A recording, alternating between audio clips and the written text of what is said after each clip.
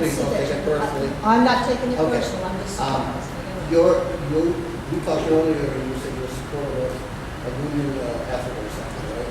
I said that I have a long history of involvement in labor unions. I am currently a union officer for a retiree local of New York State retirees who, for the northern half of Florida. So the reason why I asked that is to make the correlation about local politics versus state and national, where traditionally the Democrats would be supporting the labor unions and the movement of everyday workers, where the Republicans would be more of a bigger picture of the management and the ownership of the company. Do you think that that transcends to the local level? I think I just said, no, not entirely. Right. And the reason I say that is because I have sat at the Port Orange City Council meetings for probably a full year now, and I have found myself thinking very closely with an individual and agreeing with him on city politics, whereas on national politics, I could not be in greater disagreement. And this is what happens because local issues are local issues, and national issues are national issues. And often you find at the local level, and this has happened to me, that I am in total agreement with somebody on the local level that I do not agree with on the national issues. And I actually think the nonpartisan system has an advantage. At first I didn't because I came from a state without it, and I think it does happen. Mr. Trimont, we see a lot of people, especially in the news media, that send us their endorsements from, firefighters or teamsters for police or realtors or construction. Why is that so important to candidates if NPA doesn't matter? Could you be a little more clear? In other words, there are people that will solicit. There are people that will solicit and boast that I've got this union or I've got that union, and then others will say, well, wait a minute, you're telling us you're a Republican, but you're pushing this union which supports the Democrats at a national level, and vice versa. So how does that trickle down? Okay, good question. Well, first of all, number one, I've been going to meetings for the past 2 years, not one, and I think this notion of living longer is going to be more beneficial than actively being a good decision maker. I may not have the experience in politics that my opponent has, which actually in today's day, I'm glad about that. I'm not a politician, I'm a decision maker.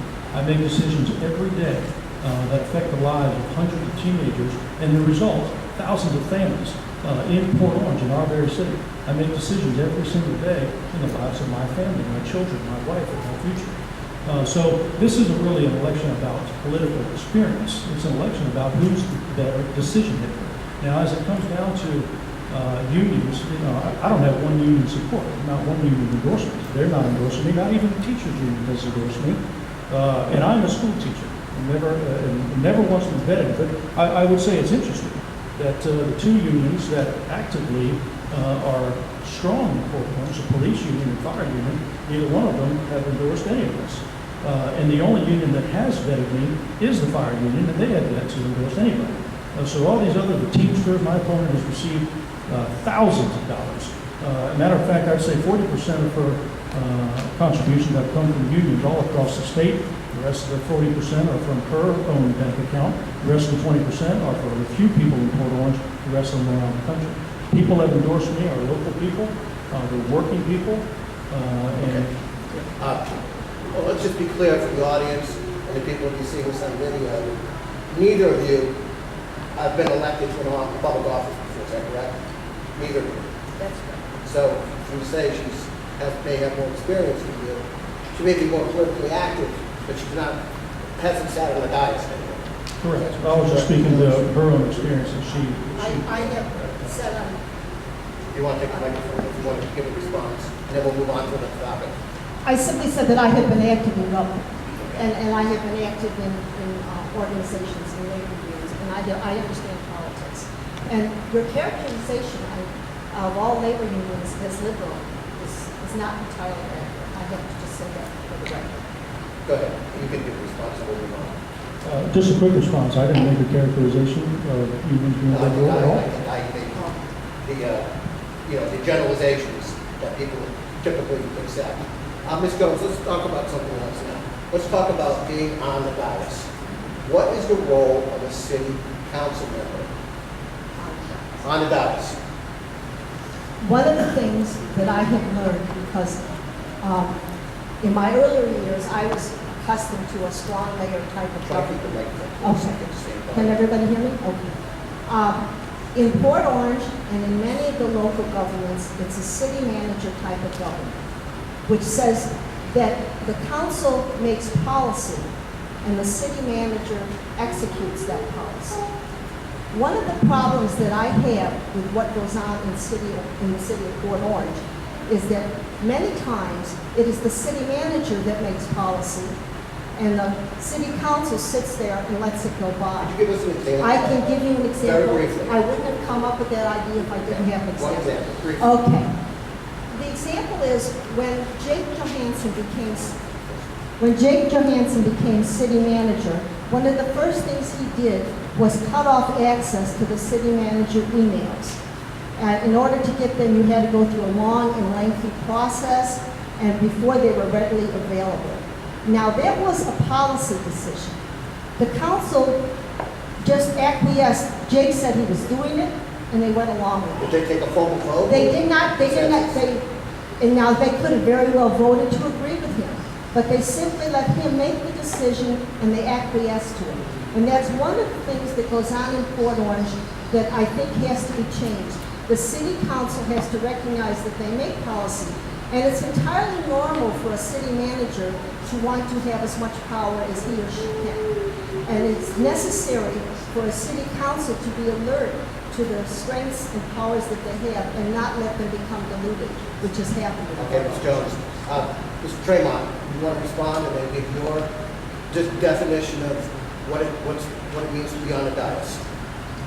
Yes, and I'm well aware of that the decision to remove the email read file. And frankly, I agree that should have been done.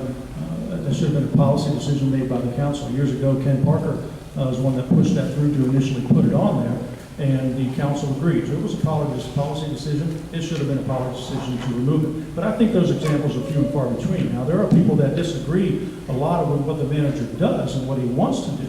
That's different from him enacting policy away from the approval from the council. Council's role is simply put to set policy, to give direction, to give vision to where the city wants to go, and keep accountable that city manager to do his job.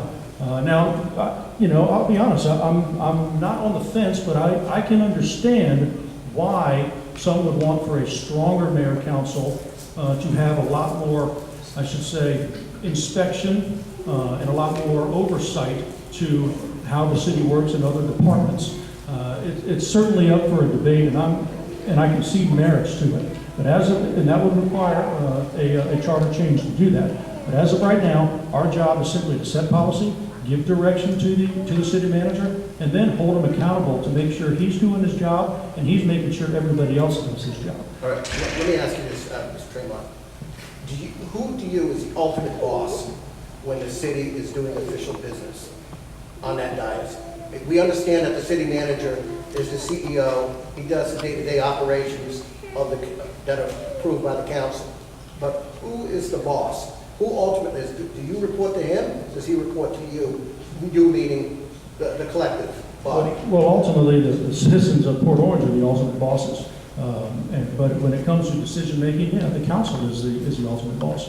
Now, the manager has the power given to him to make decisions, but when it comes to and minor decisions, they don't need to be brought up to council. But big time decisions that are really going to impact how the city operates and what it's going to cost the taxpayers, that absolutely, that should be brought up before council. Okay, thank you, Ms. Jones. You want to respond briefly? I do want to respond. The council is the ultimate boss, and the city manager does the day-to-day. He hires and he fires those under him. But what the council has to remember is the city manager serves at their pleasure, and they can hire and fire him. And that is the power they have over the city manager. So the other thing the council has to do, and that is be a very close watchdog of what goes on in the city. And if you read the city charter, you see that although they cannot make department decisions, they can go in and inspect, and they can watch very closely. And that's one function that a city council should do, and that takes a fair amount of time. But you have to be aware of what is going on in each department, and you have to carefully research the items that are put up to you for vote. And that is a time-consuming job. Okay, Ms. Jones, I'm going to leave the mic with you for a minute. Tell us what you believe going into 2016 November general election, where the two of you, one of you will be chosen by the voters. Actually, it's August. August, well, that's right, Orange is a different scenario. Okay, so in the August 30th primary, which is basically your general election, tell the audience and the public what you feel is the #1 priority issue for Port Orange right now. The #1 priority issue is controlled development. Development is going to occur in Port Orange, but it has to be controlled and carefully watched. What does that mean, controlled development? It means, for instance, that we don't want to repeat Dunlawton Avenue. Dunlawton Avenue occurred because too many businesses were put too close together with direct access to the highway. It is the type of development that occurred in the previous century. We don't, and as we develop and we permit new developments that are going to occur around I-95, we have to take into account the traffic patterns. We have to take into account the amount of green space, the parks, the proper facilities, and that the quality of life in Port Orange remains what it is today. I was at one meeting with a lot of active city councilors from Oak Hill and New Smyrna Beach and Edgewater, and we had a discussion about what is the duty of a city council person. And the final decision was, it's to ensure that the quality of life that we experience today, that many of them experienced as children, is retained for the next generation. Right. And this does not happen if crazy development goes on. So your priority #1 is controlled development. So just that one, the quality yeah, of life, right. so that the quality You of got it. life, I got it. Okay, Mr. Tremont, just briefly, do you agree or disagree without too much talk, discussion, and then what is your priority #1 issue for Port Orange? Well, I don't agree it being my priority #1. I agree with controlled development. My priority #1, I think, should be at any level of government, is public safety. Whether you're the president, whether you're the governor, county chair, or the mayor, your priority #1 is to keep the people safe. Now, that encompasses a lot of things. That encompasses not just police and fire and rescue. That also encompasses organized traffic pattern. That encompasses economic development and economic redevelopment. If we don't do something about the blighted areas, naturally, those areas are going to bring a little bit more crime. We're also expected to get roughly 75,000 to top the scale of about 75,000 residents in the next decade, and with more people comes more opportunities for crime. So public safety is priority #1, and that encompasses a lot of things: clean drinking water, organized traffic patterns, proper equipment and technology for police and fire and rescue. You agree with him, Ms. Jones? I think public safety is important, and clean water, efficiency. I think they're all important, and I think they're all part of development. I don't think in the city of Port Orange, fortunately, the policing of the crime is currently a problem, and it has to remain that way. But I think development, and this took me a long time to appreciate this, but I would sit at city council and I would watch them talk about landscaping and keeping a certain amount of look. And I used to think to myself, oh, they're doing it again, they're planting flowers. But that is what's very important, and I don't know how many of you realize, but the fact that Port Orange looks good affects the way people behave. People don't throw trash on the ground if their surroundings looks good. So I do think development in all aspects is very important. We're running out of time rapidly, so I want to get a couple of things in. Back to you, Mr. Tremont. In keeping with the theme of public safety, as someone who's covered breaking news and the cops reports for 20 years, I know the level of intensity of the Port Orange Police Department. If you're like 10 miles over the limit on Hempstead Road, you're getting a ticket, which is good. Some people also talk about homelessness, and the way you eradicate homelessness is you keep your neighborhoods clean, you enforce your zoning, and your building inspections. Do you agree with that? Do I agree with how to? In terms of not allowing homelessness to overwhelm and like the situation Daytona now has. Sure. You know, homelessness is certainly, I know it's a hot button in Volusia County.